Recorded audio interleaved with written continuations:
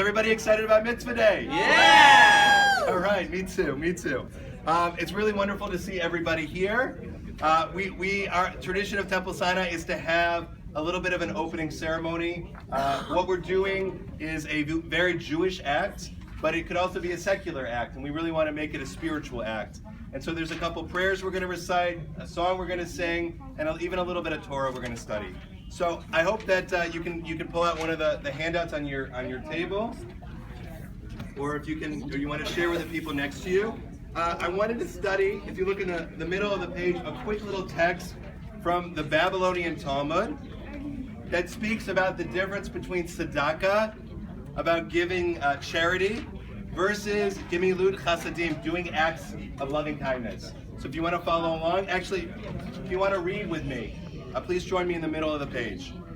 Our rabbis taught, deeds of loving kindness are superior to tzedakah, to charity, in 3 respects.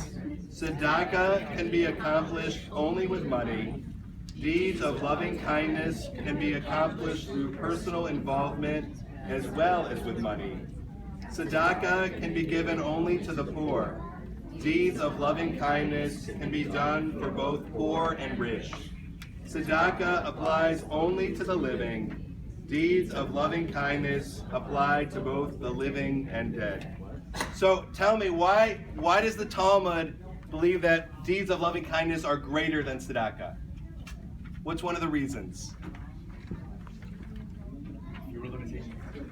Fewer limitations, okay? So there's more people that we can help through deeds of loving kindness, right? Tzedakah, according to the Talmud, is only to help people that are poor, that really need our support, but deeds of loving kindness, it can be anybody, right? How else do you think are deeds of loving kindness greater? Maybe not the reasons given here. How else are deeds of loving kindness greater than tzedakah? You may not have money to give as tzedakah, and yet you can still give of yourself. Awesome. So we can always give of ourselves. We might not have money to give, or maybe just a little bit of money, but deeds of loving kindness anybody can do. Great. What else? Other reasons why deeds of loving kindness are maybe a little bit...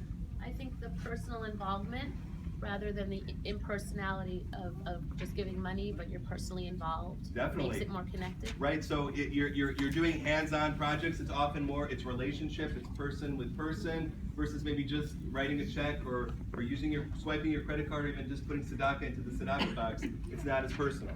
Beautiful. Great. Any other reasons?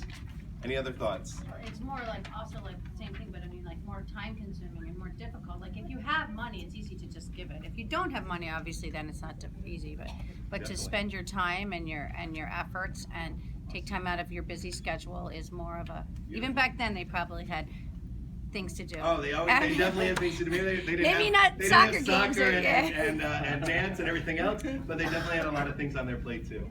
Awesome. So that's why it's so great that we're all here today.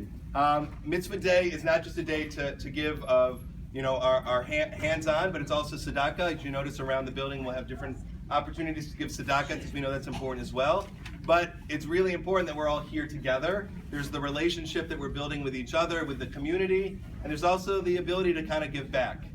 So thank you everybody for being here. We're gonna read a little prayer here about the power of our actions.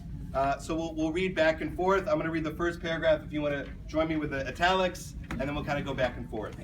A prayer to do. We cannot merely pray to God to end war, for the world was made in such a way that we must find our own path of peace within ourselves and with our neighbors. We cannot merely pray to God to root out prejudice, for we already have eyes with which to see the good in all people, if we would only use them rightly. We cannot merely pray to God to end starvation, for we already have the resources with which to feed the entire world, if we would only use them wisely.